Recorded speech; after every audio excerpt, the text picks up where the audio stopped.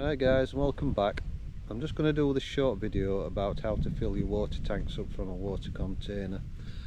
It's not always possible to get a hose pipe onto a mains tap and fill your tanks up that way. Sometimes, especially when you're wild camping, you might find a water point, but the only way you can get water to your van is by getting a container and filling it up and taking it back to your van. So a lot of the time when I'm travelling about, I see people, even on YouTube, full-time van lifers, and once they've got the water container full of water, they have a funnel with a piece of hose attached, and somebody holds that, and the other person is hoisting up a 10 or 20 litre water tank and water container and pouring it in the top. The water's splashing about and it all looks a little bit comical. So I'm going to show you the way that I do it. You can do it single-handedly, you don't need two people, and I've just made myself up a few bits and pieces that allow me to do it quite simply, so I'm going to share that with you. Okay, so the parts you're going to need is one of them,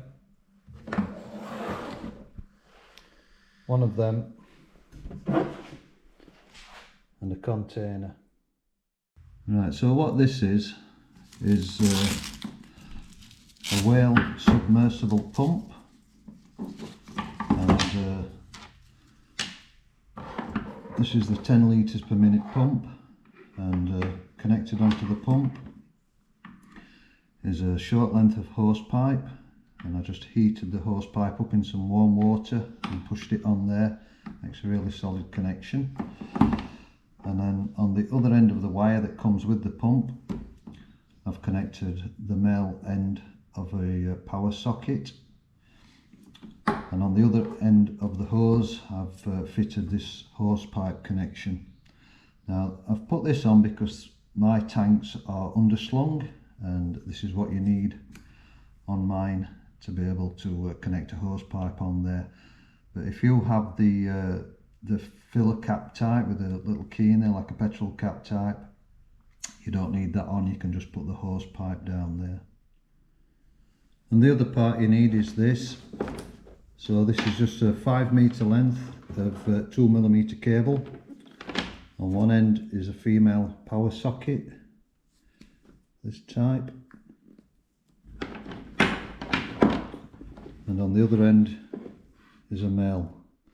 So the whale pump pulls 2.4 amps, and so if you've got a 5 meter length of cable like I have, then a 2mm cross-sectional area is perfectly fine for that. So the only other thing you need after that is your water container, and this is a 10 litre one. It's what I use for my fresh water, and this normally sits in here, but when I'm filling my tanks up from a water container, I just use this. So all you need to do is unwrap your cable. Just take the male end and find a power socket in your van. I've got one in the back in the garage here, so I'll just plug that in there.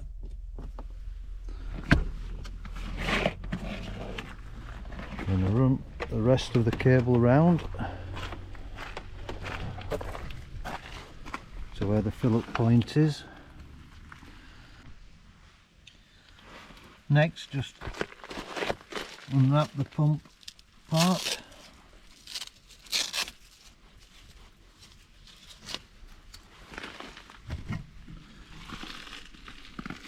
And this is where my hose connects on, so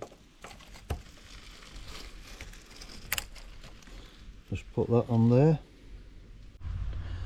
Then you get your container filled with fresh water, and just drop your pump inside there, and now you can open your valve on the filling point.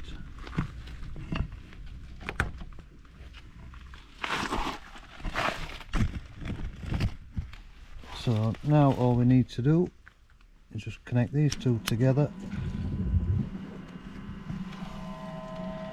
and there we have it. As simple as that. And since this is a 10 litre container and the pump is a 10 litres per minute pump, that's going to take 1 minute before it's emptied the contents.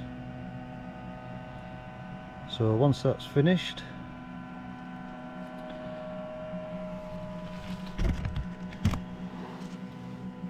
you can disconnect the switch, the socket should I say. I do intend to put a switch on there at some point, and then you can take the pump out, and you do need to switch off your filling point as the water will continue to come out through the pump, and then you can go and get another tank or as many as you need and just keep filling up. It's really simple. Well, I hope that's going to help you and make things a little bit easier for you, especially if you travel on your own. It's a lot easier to do that. It would be a massive struggle to be trying to use funnels and what have you, and doing it the other way. So this is the way that I like to do it. Anyway, thanks for watching and please subscribe. Thank you, bye.